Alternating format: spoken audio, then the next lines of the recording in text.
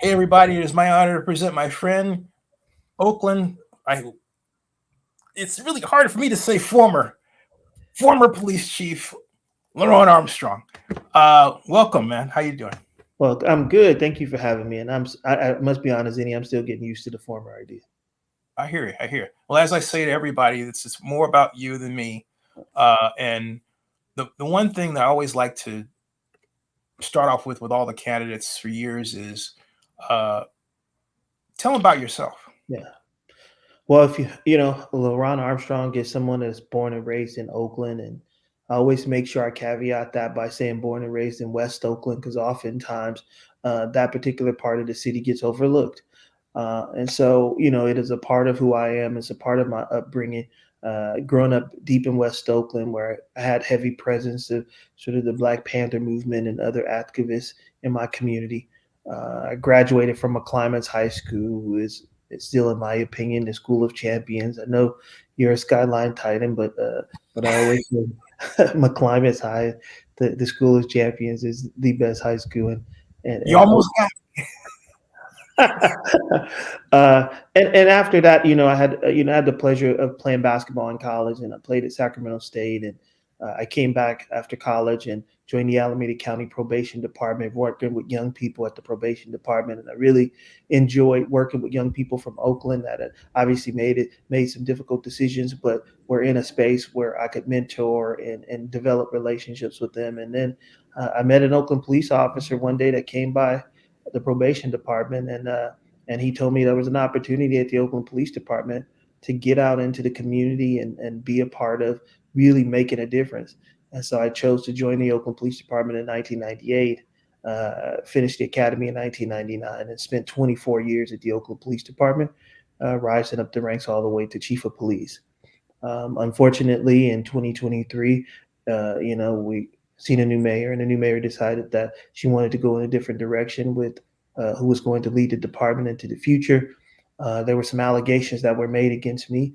I appealed those allegations because clearly I felt like they weren't true. We went before an appeals arbitrator, and that appeals arbitrator ruled in my favor and issued a report saying that I didn't do anything and there never should have been sustained allegations against me. I then seek to get my job back, hoping that that would change the circumstances, but it didn't. And unfortunately, the mayor went in a different direction. And so, as somebody that's been a lifelong Oaklander and is committed to Oakland, I retired from the police department. I took a service retirement. And, as I watched the decline of our city and watched violence, remote control, and watched all of the budget issues and the infighting in City Hall, I thought, what better way could I give back to my community than to run for a city council seat and be a part of the decision making, hopefully bring forth my experience. I mean, I'm somebody who has ran the largest department in the city, which is the Oakland Police Department, with over 1,100 employees. I'm someone who had the largest budget in the city with over $350 million and was the first chief in 40 years to actually have a balanced budget and didn't overspend.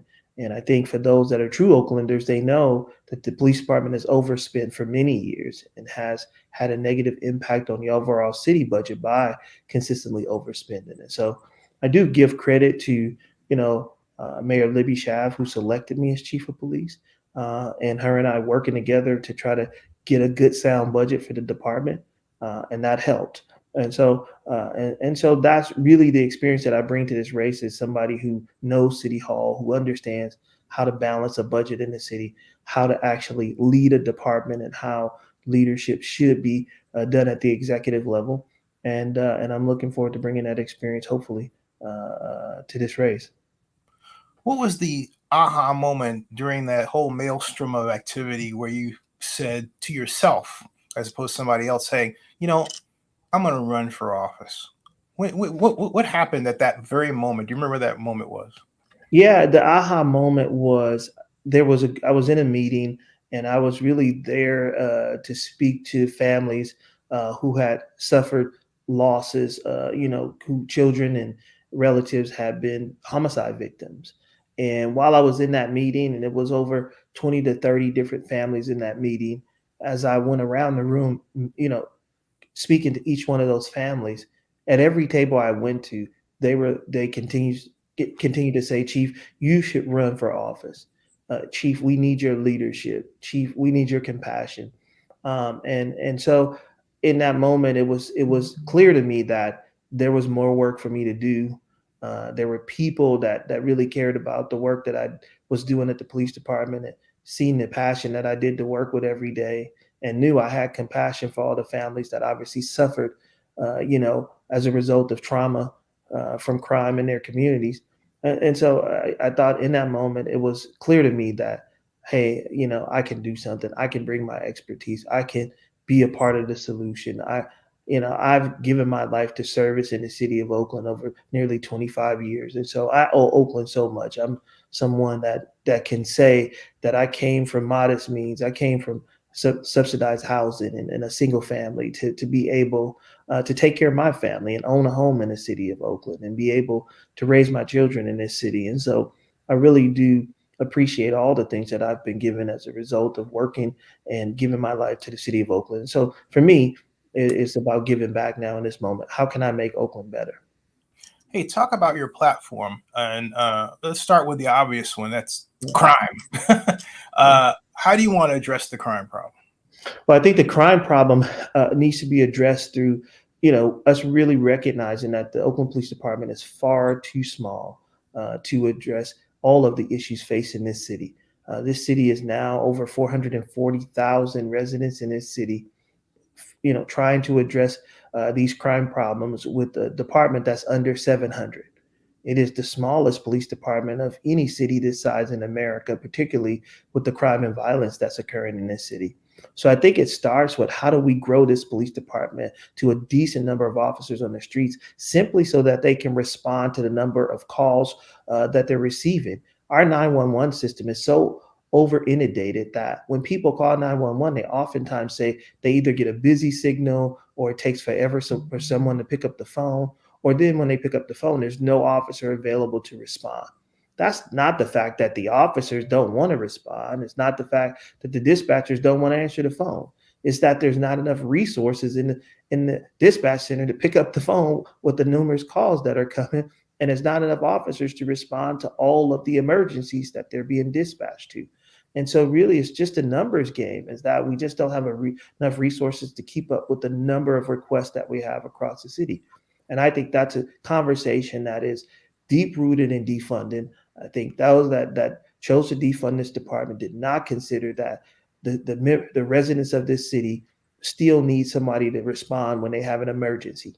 And we just don't have the number of people that we should in order to respond in as quick as possible, and answer the phones as quick as possible.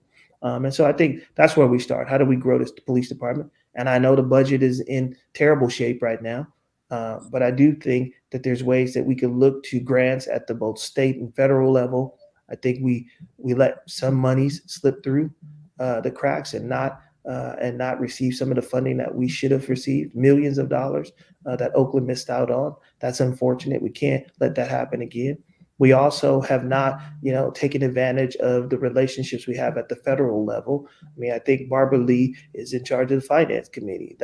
Those are requests that we should be making through our congresswoman to see if there's funding that could be allocated to Oakland to support our public safety efforts. And then at the county level, we really don't receive any funding from the county regarding public safety.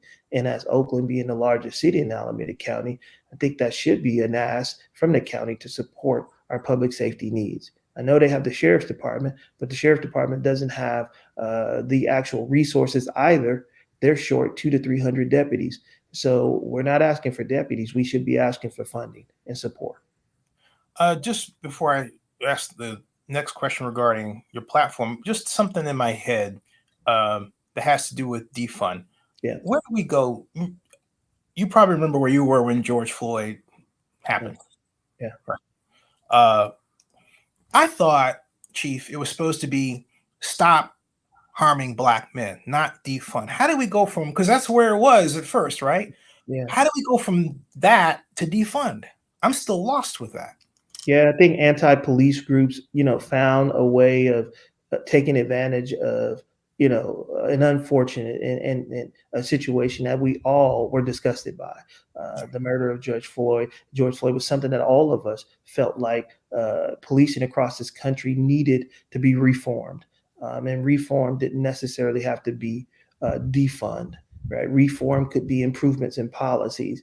Reform could mean making sure we prioritize de-escalation. Several of the things that we actually did in Oakland with the help of our Oakland Police Commission, who actually came to the table and mandated that the Oakland Police Department have some of the most transparent policies in the country, that our policies align with groups like A Can't Wait, to make sure that we were doing things across the board that would make it safe for the people that we made contact with in the city of Oakland. And so the department accepted all of the changes that the police commission and our civilian oversight body requested. And so we changed many policies as a result of George Floyd to make sure that our officers did not find themselves using these type of tactics that led to his death. And so I thought that was important. I thought that's truly what people wanted to see, that we would never have to watch another video of a African-American man or anybody be treated in that manner and lose their lives in that way. And I thought my initial hope was that was the ultimate goal. Let's make sure, I'm an African-American man. I'm a Black man. That hurts to see that happen. And so as a leader at that time, as the leader of the police department, I wanted to make sure that our policies reflected our recognizing that these type of tactics that were used, they can take people's lives, and we don't want to use them at all. So we banned the chokehold, right? We banned asphyxiation type of tactics that were used. And so I think that's what the purpose was, but others took it and used it and weaponized it in a way that they could to actually defund.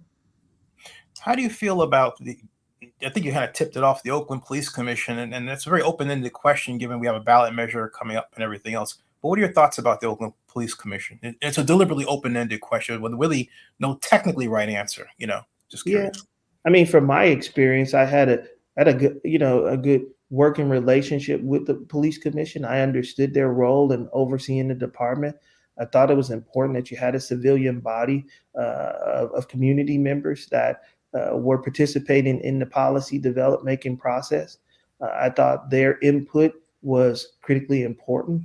And those community members that also came and supported that process, also was very informative, right, about what community thought about policies. It gave us an opportunity as a police department to explain to people, why we, come up with these policies, what happens if officers violate these policies. And so it gave us an opportunity to be transparent.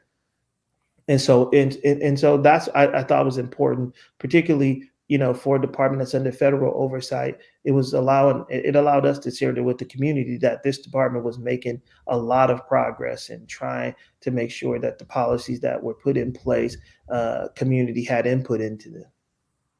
And now I want to shift gears to talk about the budget, which is related, as you know, to everything else. But What is your budget policy regarding the Oakland budget?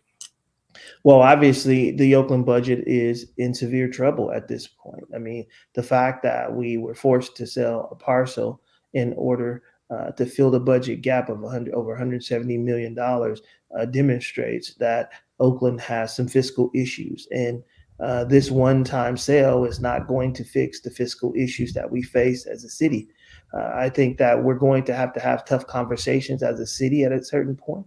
After this election is over, I think there's going to have to be conversations about how do we, trim that budget down? How do we, and find ways to generate more tax revenue?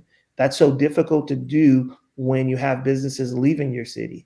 It was so unfortunate to see that the Oakland Hilton, which I've known my entire police career, that was a place that we actually used to go have lunch at when I was a rookie officer, and now it is closed. And remember the Raider games? Right, Raider games, where that would be the place where everybody would start, start there. It's like a mini tailgate center, if you would, before old Raider games. And it was a place where out-of-towners, stayed when they came to watch Raider games. And so such a historic Chief. They're actually going over to watch the Raiderettes practice.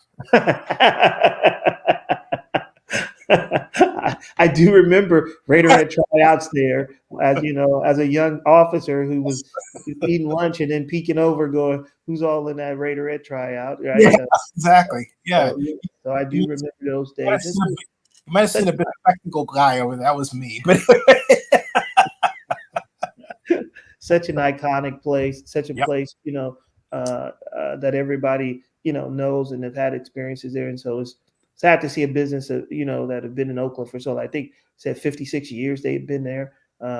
See that business shut down and all of the jobs that have left as a result of that. I mean, beyond just the business, there are people there that have, worked there, for many years and no longer have job opportunities. And there are people who live in Oakland who actually work there. And so that's what's unfortunate too, is that you're losing jobs. And so, that's going to present challenges for people in our community. And so really tough. And that's really some of the budget issues that concerns me. How do we, create a budget that is, not only dealing with the fiscal issues, fiscal challenges that we see with declines in both property tax, declines in sales tax, declines in transfer tax, declines in hotel tax. I mean, all of the revenue streams that Oakland depends on is declining right now. And so we have to come up with a plan, not only to fix this deficit that we're facing in 2025, but also how do we begin to turn the city around and generate revenue?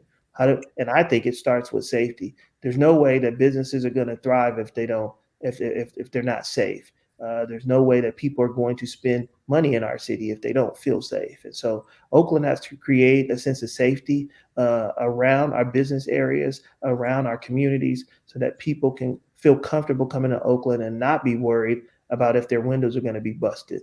Yeah. Are they going to be a victim of a robbery? And so I think it's all interconnected. And so it's my hope that once this election is over, that there's difficult conversations that are had about how we can balance this budget. How can we, recognize that there may be some things that we can no longer fund in the city of Oakland?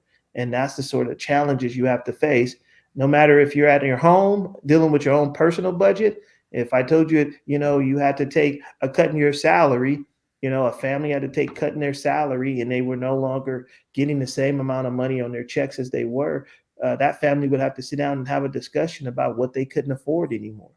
Oakland's going to have to sit down and have that same conversation. What can we not afford anymore?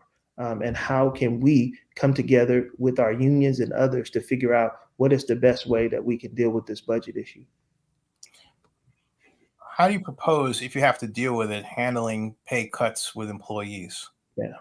Well, you hope that you don't get there, but the most important thing is that for me is that you don't end up laying people off.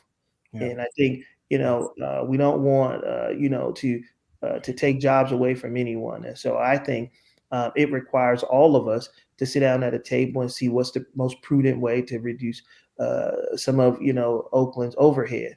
And I think, it's worth having a second eye, someone, experts come with second opinions come in to help us come to that. The budget office does a great job of giving us fiscal projections and telling us, where the funding is coming from and where it's, been spent at. But I think bringing in a third party to help us, as our, as that intermediary between the city and its collective bargaining units to have a discussion about where can we work together to save Oakland's budget. I don't think it's in the best interest of anybody to see any city employee lose their job or any layoffs to happen or any direct impact to people's salaries. We know that inflation is up. Everything costs more than it did a year ago or 2 years ago. I was just telling family members that, going to the grocery store, and spending a couple $100 used to walk out with several bags of groceries. And now when you go, you may be lucky to walk out with one bag and you spent $100. It's just a different time. And so we know taking money out of people's pockets is obviously going to affect them as well. So I think but I think you work together with these unions. I think Oakland has always shown that when it's doing well fiscally, that it, makes sure that it takes care of its employees. And I believe once we get on fiscal track, we'll continue to do that. And you also mentioned economic, what you said was really safety or service businesses closing. But as a guy who did economic development in Oakland, was an intern, all this. Uh, I wanted to hear what your economic development plan is separate from that. And here's that's what because where I'm going with this is there's a guy named Paul Gwynn. He's the director of economic development in Hayward, Yeah. and I follow his Instagram, LinkedIn religiously because he's always celebrating these new businesses. They've got a party, they got lines going out, and I'm thinking all this stuff is happening our way, but they're having a party in Hayward, you Yeah. know. Yeah. And I said, and it reminds me of a guy named Arnold Bello, who ran the Oakland Business Development Corporation when I worked for Elihu, Yeah. Oakland Mayor Elihu Harris, and he and I, and we had the loan programs, and we were all focused on getting money to businesses in Oakland to keep them open, helping them find furniture. We were hands on. Now it's like nothing. Yeah. What are we doing wrong, Chief? And what's your plan? Well, one of the things I've talked about publicly is that Oakland will have to find funding to subsidize our businesses, to help small businesses get off the ground. So there will need to be funding, and subsidies to help these businesses, get started, to actually help businesses stay afloat. Because we know that without that support, several businesses are already on the verge of closing now. I've talked to business owners that are saying it's difficult to keep the doors open. The city will have to find funding to help support these businesses. And then I don't see us being able to bring in big business right now. We can't rely on some big, large companies to come to Oakland and save us with large tax investments. I think it really is, we're going to be able to survive in the short term on the assistance of small business. And we have to support them through marketing, like you've seen in Hayward, where you are supporting these businesses as they open from a city standpoint and being appreciative that they chose to come to Oakland to open up these businesses. But I think it starts with a safety plan that really prioritizes how we're going to actually keep businesses safe, right? I think as we talk about funding, it's okay to fund a business and help them open and give them reduced rates initially when they start these businesses, which I've seen done by other mayors. And not, like you said, Zinni, is the unique part that I bring to the table is I had a chance to be around when Jerry Brown was mayor. I had a chance to be around when Dellums were mayor. I'm working closely with Elihu Harris right now. He's one of my advisors. And so just really looking back to those that have done this well and have some ideas about how we can make Oakland a business friendly city, a small business friendly city in particular, and really trying to, get minority businesses to open up in the city of Oakland. And so, utilizing what Oakland has done well for many years, which is being a city known for its culture and its artisticness, right? And so I think there's real opportunity here right now for a lot of small businesses to open up, for those in our community to come out and support these small businesses, and for the city to be there to make sure that they're holding their hands throughout the way through funding as well as marketing and supporting these communities. And I think that's how we begin to generate more tax revenue. So employee morale is the lowest it's ever been. I mean, just in the tank. Yeah. How can you contribute to the uplift of the Oakland worker? Because the Oakland worker is feeling hammered. Yeah. You know, you know it better than I do.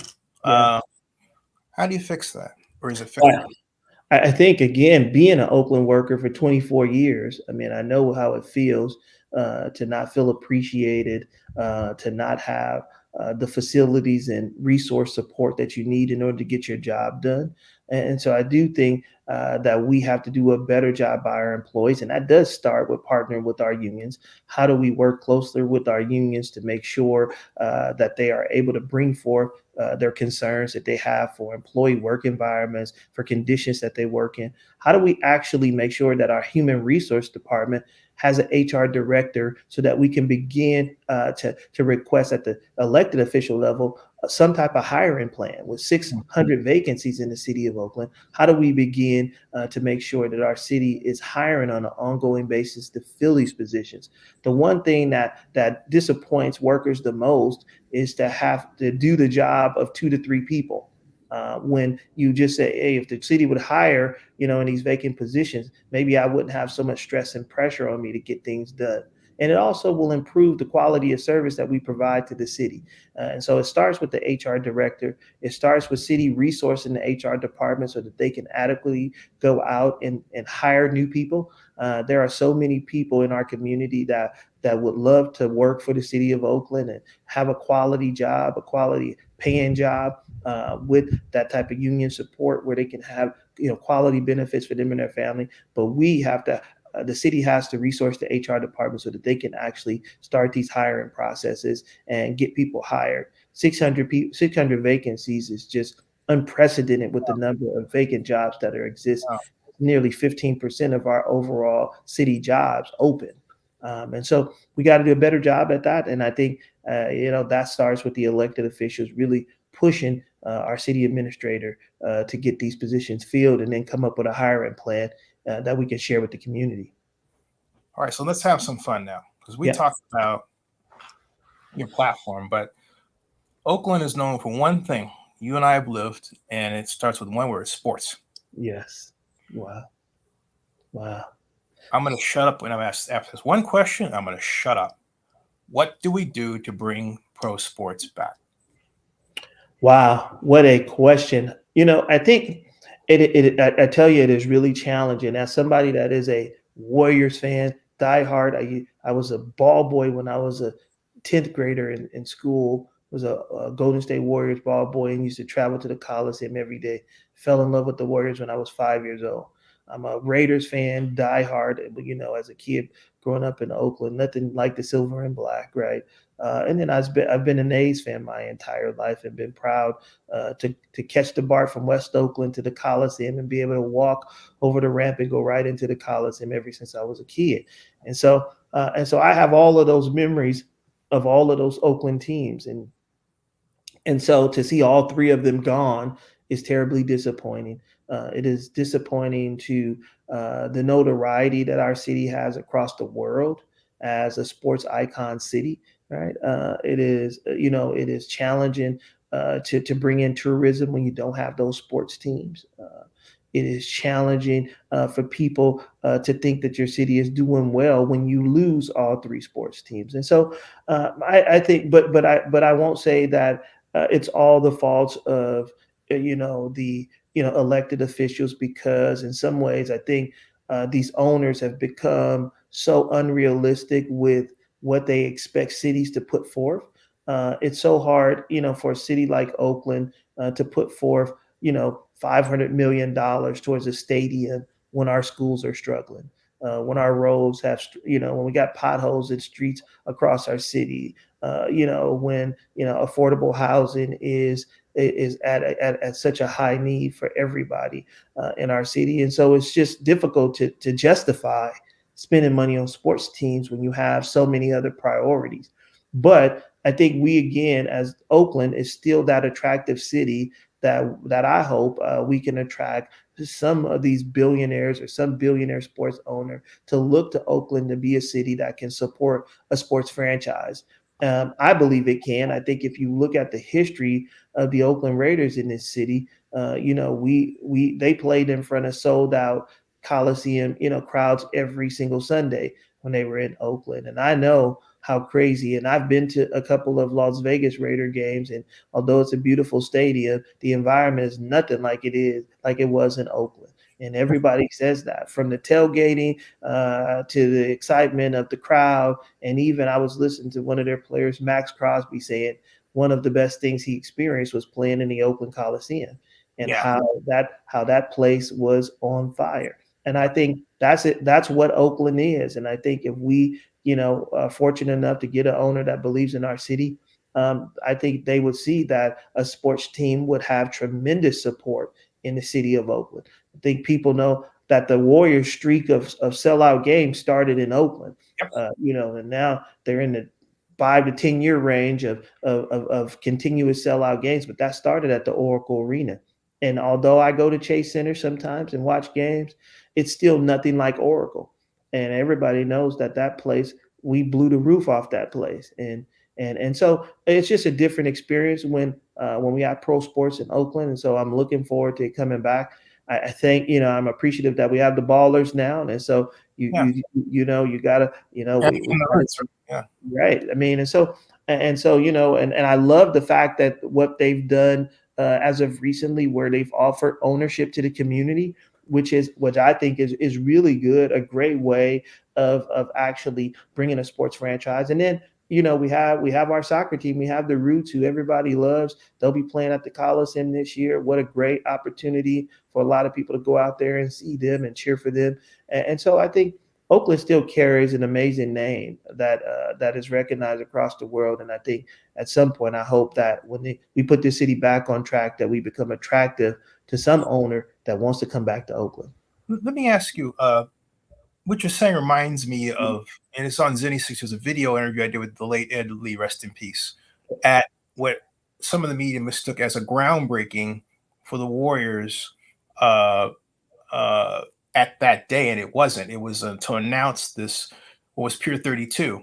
Make long story short, um, Ed Lee was very pointed in his desire to snatch the Warriors from Oakland, and felt that it could be done. And Joe Lacob said that Oakland was leadership challenged. Yeah. The best what's the best way to prove them both wrong? I think the best way is for us to put stable leadership in place. I mean, I do think good leaders can motivate owners and others to at least consider investing in Oakland. I think people who own sports franchises want to believe that they're going to partner with city leadership that is going to be able to work well with them. You're asking these owners to put forth billions of dollars into your city, into your community, and so they have to believe that they're going to have the city's support. They're going to have the community support, and that is going to be a joint effort together. And that really comes down to leadership. And leadership means that there are some times where not everyone is going to agree with the direction that someone is moving the city. But I think it's important that you have consensus and you feel like you have strong support from the community and other elected officials to actually do something that makes Oakland better. And so I think when we get that leadership in place, I think that Oakland is a city that can be sold to people as a place where I believe is easily accessible. I mean, I think the transportation into our city is amazing, thinking that we have two major freeways as well as a BART system that runs directly through our city. I think transit-wise, you can come into a sporting event. And I think Oakland is a great place that you can tap into the loyalty that we have. That when Oakland has a team, it is loyal to that team and it supports that team. I mean, I remember a time as a kid, the Warriors weren't good, or and the A's wasn't good for Yeah. a long time, but they always enjoyed the support that they had because they were Oakland, and we support Oakland. And I believe that still exists in our city and in the surrounding Bay Area. And I think if we ever were lucky enough to have a conversation about potentially another sports team in Oakland with good leadership in place, I think someone would take on this opportunity. What are your feelings about the A's leaving for Las Vegas? Very disappointed. Very disappointed that our last team is leaving, and I know that the city did everything it could to try to make a deal possible for the A's to stay in Oakland. And unfortunately, we have an owner that is just not necessarily interested in staying, and it's really unfortunate because it won't be the same in Las Vegas. And so sad for our city, again, like I mentioned earlier. Oakland is resilient, and I think that new additions like the Ballers and the Roots are great for our city, great for our community, and I think we have to continue to prove to people that Oakland is still a city worthy of a professional team. But I do understand people's concerns about city leadership and them not understanding the important role that these teams do play. I do, as someone who really loves sports and sometimes travel to other communities to actually see other teams. I go watch the Warriors in other cities sometimes. I go watch the A's and the Raiders in other cities. And I think a lot of people do that. And so Oakland was a city that a lot of people would never have come to Oakland had they not followed their sports team to Oakland.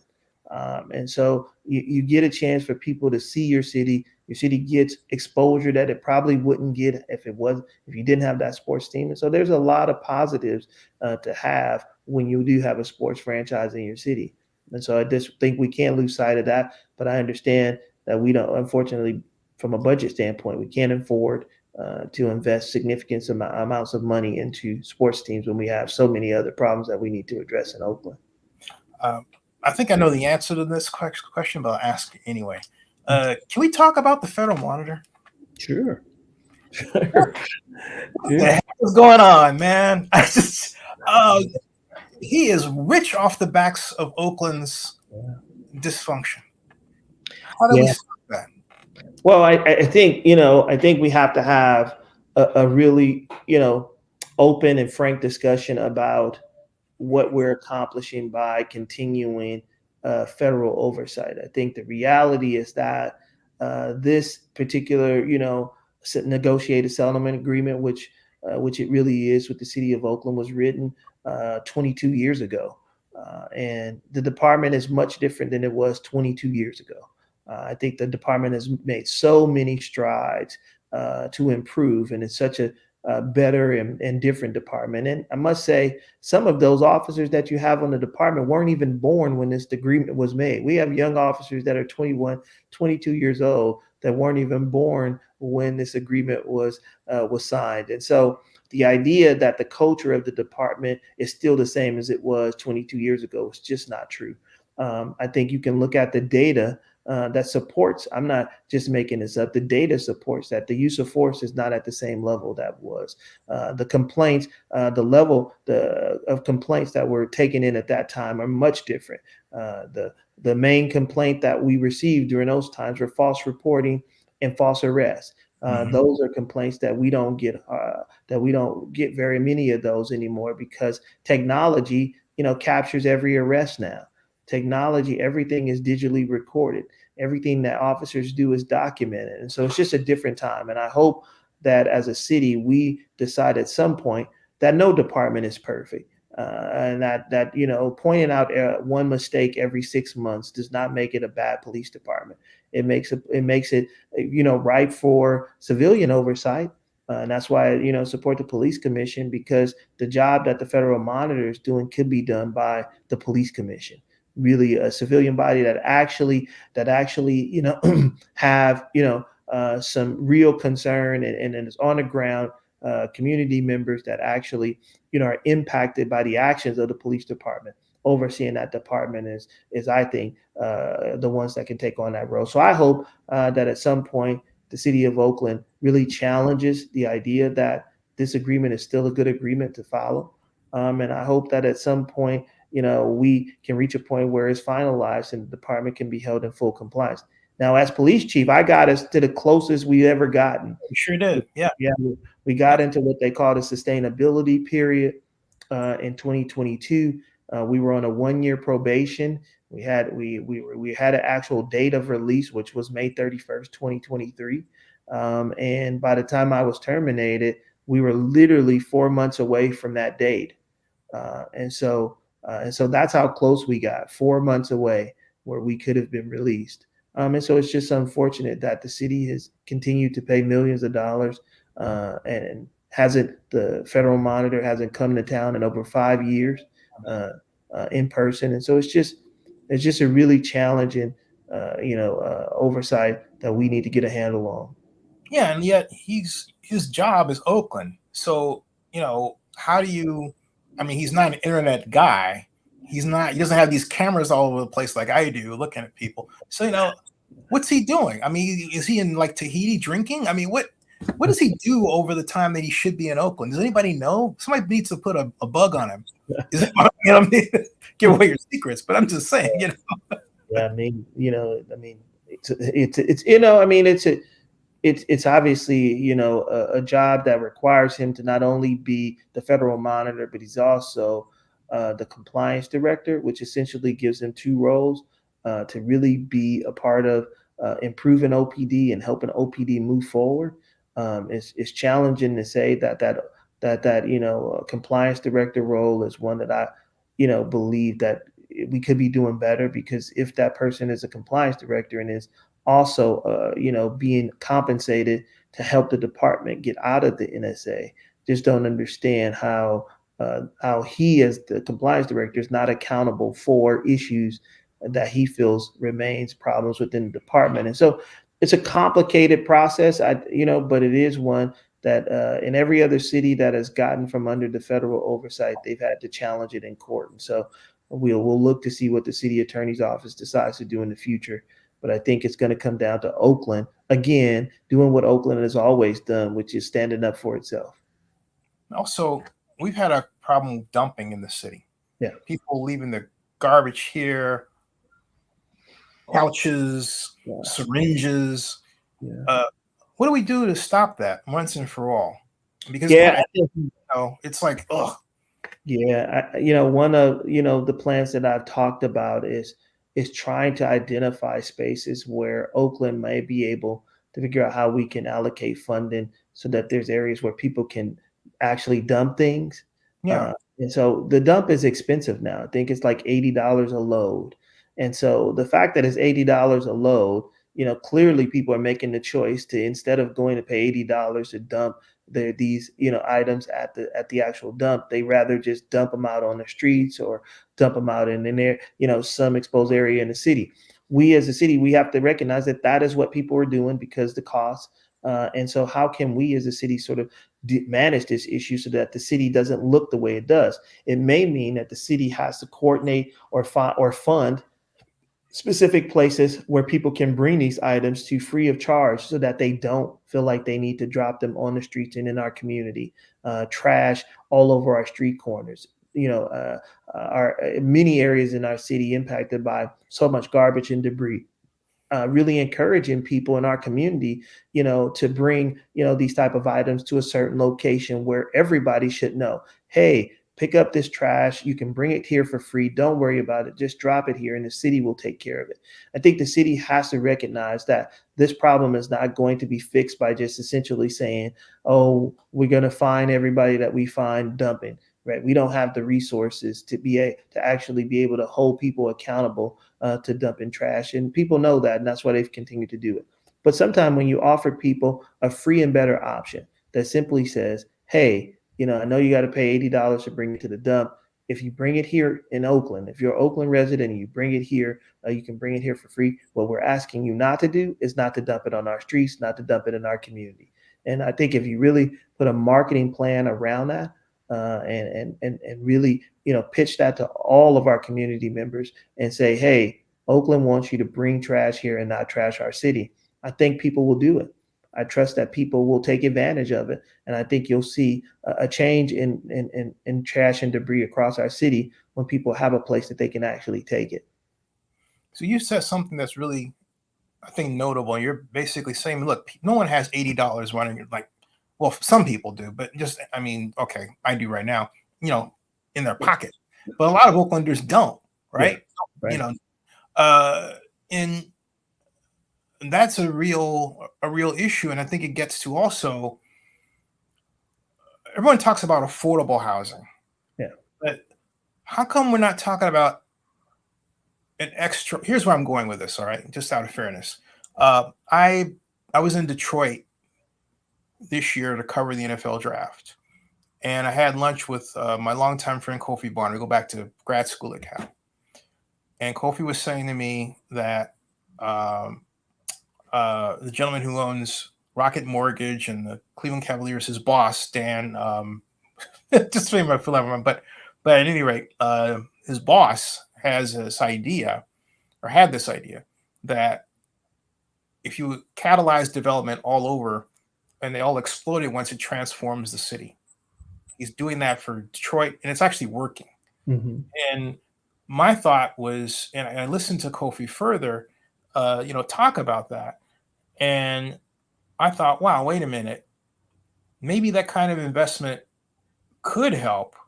And I know you said you weren't for big business, but it's not necessarily a big business thing. But I was thinking about people who have money, and we always talk about billionaires in Oakland. How do we get them to spend money in Oakland like that? Because it's incumbent upon me to I every time think about the Cavs, in that Dan Gilbert Dan Gilbert's the man who's Kofi's boss, Yeah. but Dan Gilbert feels a certain, like we do, attachment to his places, particularly Detroit. Yeah. We have an attachment to Oakland, but there's got to be business people out there that we're not tapping. Yeah. Who are tapped into who have an affinity for Oakland, but they haven't been called upon. Yeah. Is that the right way or the wrong way? Is what I'm thinking the right way or the wrong way? Because, and here's where I'm going with that, because within that, you have billionaires asking for tax abatements. Yeah. And so the average income of the downtown Oakland, downtown Detroit dweller is $33,000. So even when you say you're going to build affordable housing, you're still not reaching them. Yeah. And I have a feeling, if we take that road, we're never going to see an end. What do we do?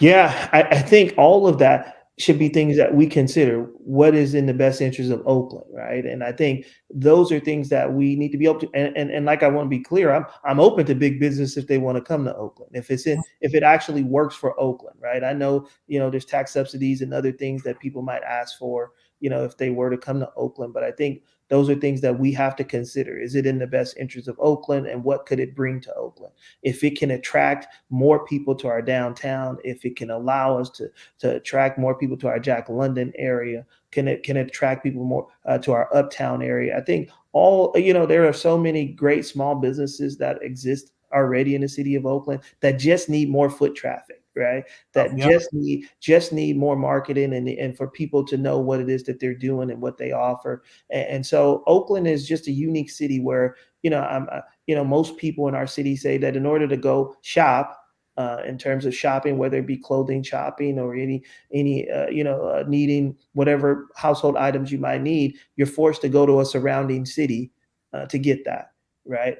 When, you watch Emeryville literally grow in the last 10 years and become the sort of shopping area for Oaklanders. And the question is, why can't Oakland have an area where shopping can exist in Oakland? And so I think we just have to be, need leadership that is actually visionaries about where certain areas of our, how certain areas in our city can change, right, and evolve and grow. I think that's the one thing we learned from Jerry Brown, whether people support it or not, was that he gave a clear vision for the city of 10,000 housing units that he wanted to complete in his time as mayor. And I thought that at least sent a message to people that we wanted growth in this city. And that Oakland was going to provide more housing so that more people can come to the city. And I think in this moment, just like you mentioned, affordable housing, we're going to have to come up with a plan to grow this city, to grow particularly housing in our city for all those unhoused individuals in our community and all the people who are living in our marginalized community. There are so many people that are on the verge of losing their housing because of unstable finances, if you will, right? I think we oftentimes forget that our city workers, our teachers, our service providers, they can't afford to live in Oakland. Many of them are driving an hour commuting just to get to our city, whether they're coming from suburban areas around our city that are more affordable. I mean, I had people working for me in the Oakland Police Department that were coming from Stockton, that lived in Patterson and areas like that, where it's an hour and a half commute to and from every day. And you'd say, why? And they would say, because I can't afford to live in Oakland. I can't afford, I can get a better, a deal for a home in another city. And so I think it all sort of works together. I mean, the Dan Gilbert, I think, like you mentioned, plan is something that could work in Oakland if you had with the right partnerships. I mean, clearly Oakland has a value structure of what we want to make sure that whatever deals that we agree to, particularly around housing development, that includes some affordable housing and some market rate housing. But I think, like I said, those are things that you can have a negotiation with the developers at the time when when the project is brought forth to the city. But I think we need to remain open as elected officials in Oakland. Oakland has to come up with a plan and a vision for what the future of this city looks like. And so that means that we need to remain open. Not that we would sacrifice the values of our city in order to get a couple dollars, but I do think Oakland, has to think about how can we advance this city moving forward? How can we create shopping districts where people can come? How can we make sure we have entertainment areas where people can enjoy a nightlife? How do we make sure that we offer quality restaurants so that people can come to our city and have dinner and not have to go to San Francisco or surrounding cities in order to have dinner? And so I appreciate some of the great restaurants that are coming to our city now. I'd love to see more come and more small businesses come. So in this moment of difficulty, it also presents tremendous opportunity for growth. Hey, I'll leave that as my last question, the last one, and I'll say, hey, closing thoughts. No, I mean, thank you, Jenny, for the time. Obviously, it's been a couple years since we had a chance to talk. I mean, Don't be a I, stranger. you You're can reach me. And so I'm just really interested in bringing out the best of Oakland. I love this city. I think Yes. that this to me is one of the most beautiful places in the country. When you look at the weather, when you look at from the flatlands to the hills of this city, Oakland has a lot to offer. I just hope that we can put leadership in place that has a vision for this city, so that the future of this city is bright. I want my kids and my grandkids to live here and enjoy this city and know that their father and their grandfather did something to make it better. And so I'll continue to work hard, and we'll see what happens on November 4th. If anybody wants to and get in touch with our campaign, you can. It's armstrongforoakland.com. You can log on to our website and volunteer, donate. But we are really striving to make Oakland better. Armstrong for FOR, right? Oakland. Yeah. Yeah. I mean, I know that, but you could have changed things on me. I didn't. So there you go, John. There you go, folks. All right, Yeah. Chief. Hey, you don't have to press a button. I take care of it. Everybody, thank you very much for watching. Please like and subscribe and share this around. And that ends this stream.